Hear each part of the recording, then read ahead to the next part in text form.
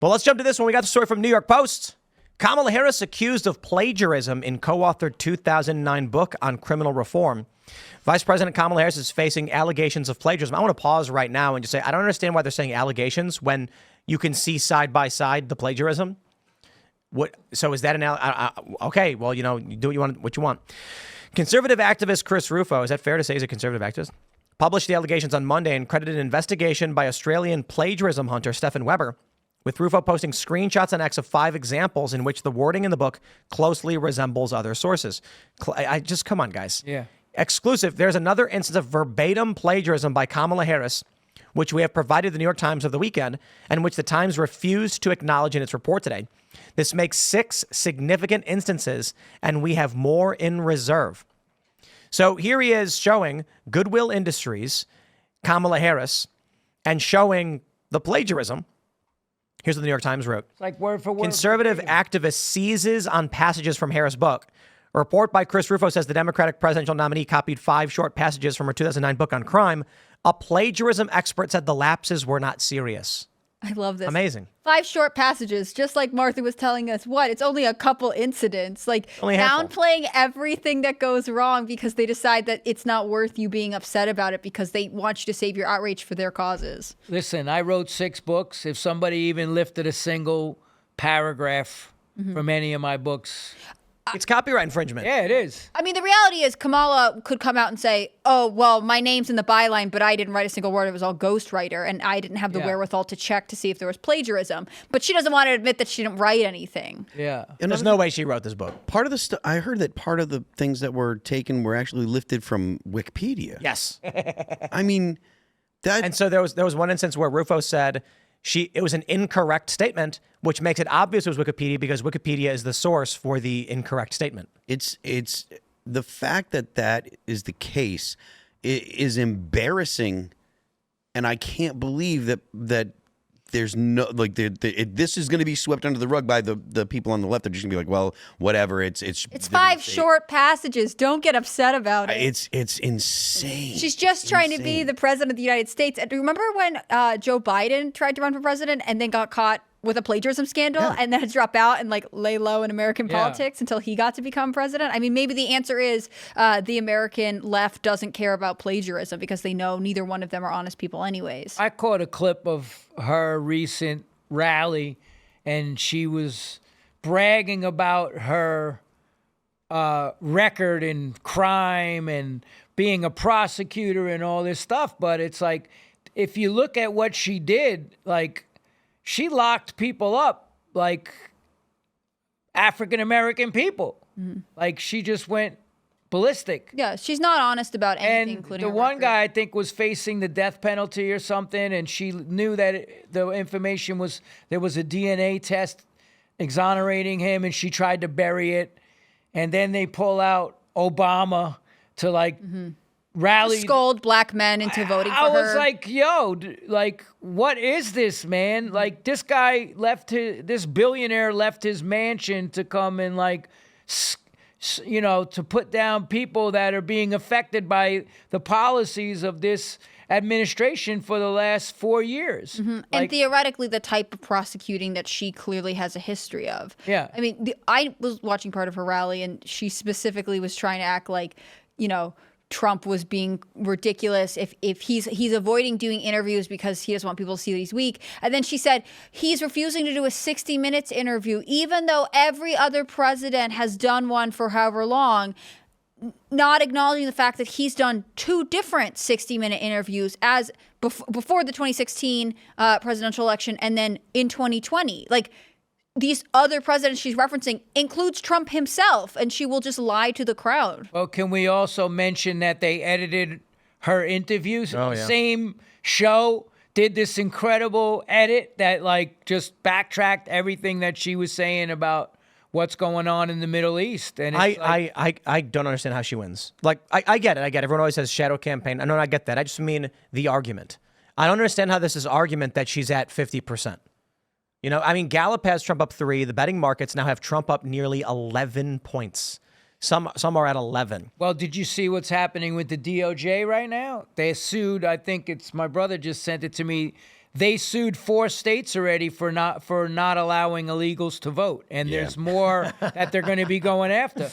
I mean, my mother's 81 years Shadow old, campaign. and she's like, how are they doing this in America? That they, because I kept saying, why did they let, I believe it's probably over 30 million, and they put them in the swing states, and a lot of the red states they put that are going to vote for Trump or whatever. And now I kept saying, why are they letting all these people? It's not some altruistic thing, they care about people. Why are they loading? Why did they let all of these people come into America, right? And now you're seeing why. Because they're loading them up in these states, and then they're suing the states for not allowing illegal immigrants to vote. Yep. And I'm just like, I mean, and they're doing it in red states, or they're doing it in purple states. They're doing it in Ohio. They're doing it in Florida. They're doing it in places where if these people do become citizens, or if they can get them onto the voter rolls, they're going to affect the election outcome. Elon just said that I just caught part of his interview with actually Pete Parada and my boys, which by the way they hooked me up with you, Dickie. Shout out to the Defiance. Yeah, good love guy. those guys. And he sent me the interview of Tucker Carlson and Elon. Yep. And it was like this 25-minute clip, and I'm like, they're like, this if they get their way, this could be the last like legit election in this and country. there's Bill Maher said that was a lie. That's ridiculous. There's an infrastructure. Bill Maher smokes too much weed, man. That's true. And there's an infrastructure that the DNC has to do this. Like they're using federal dollars to send illegals into different states that have a possibility of going for the Democrats that are currently purple or a little on the red side. They bring them into the states. Flying them. Yeah, flying them. That's why, I mean, it's like people get wrapped up in the whole Haitians in Ohio eating dogs and et cetera. And it does, it does. Good song though. It was. They're eating the dogs. They're eating the cats. It was.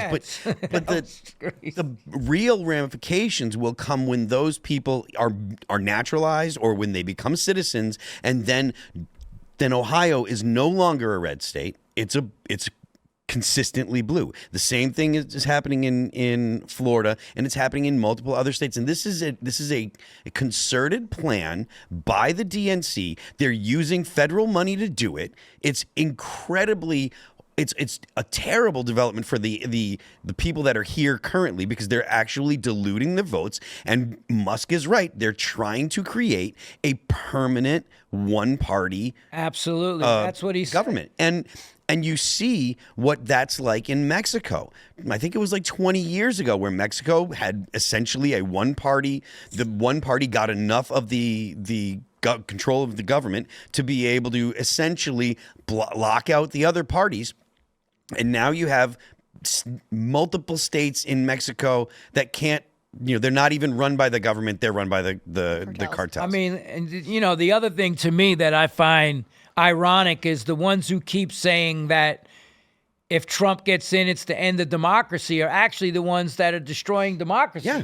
They just installed somebody as the Democratic candidate that nobody voted for. Where's democracy? Where's the democracy in censoring free speech, First Amendment? Where's the democracy forcing a medical injection upon somebody? Like the ones... And that's a communist playbook. They accuse the other side of doing exactly what they're doing. And I mean, I'm probably the oldest guy in this room, and what I've seen go down in the last years of this, and my mom is just like, she just can't believe what she's witnessing. She's 81. She's like, they're going to destroy this country. And I'm sorry.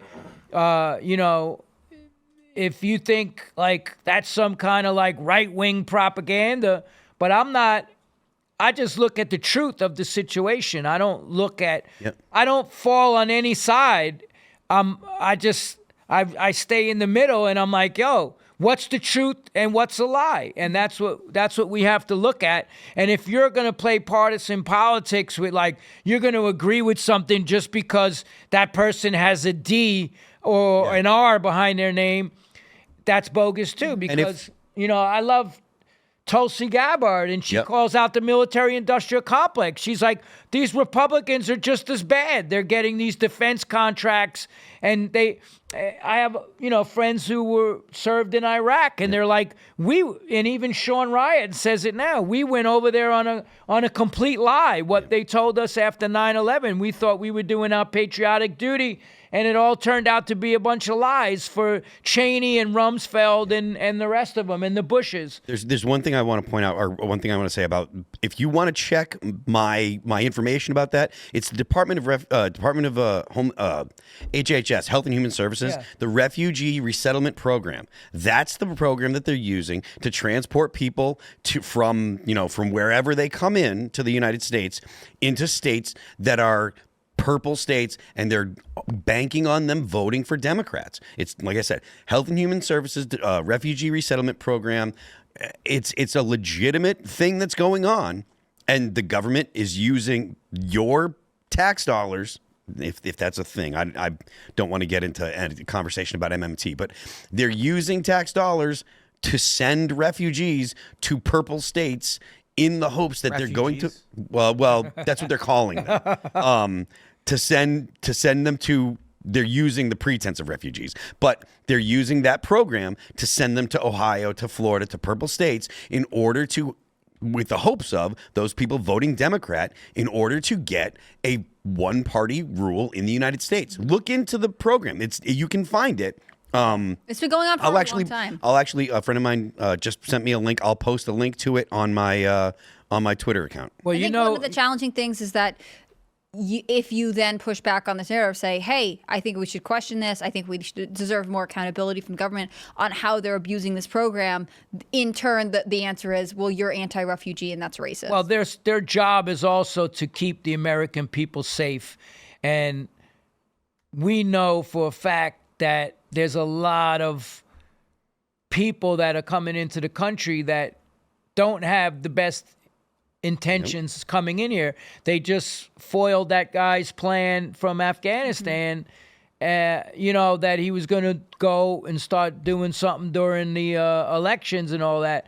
I mean, you can't have an open border and have millions of people pouring in from areas where the military-industrial complex and the corrupt administrations in America were just bombing these countries into oblivion. That guy, as far as I understand it, came over as an asylum seeker because of our chaotic he wasn't properly withdrawal. vetted. He wasn't. And that's the thing. I mean, there are ways that the federal government abuses legal immigration and uses it to get the same kind of ends to the means. I mean, we talked about that. We referenced the Haitians in Ohio.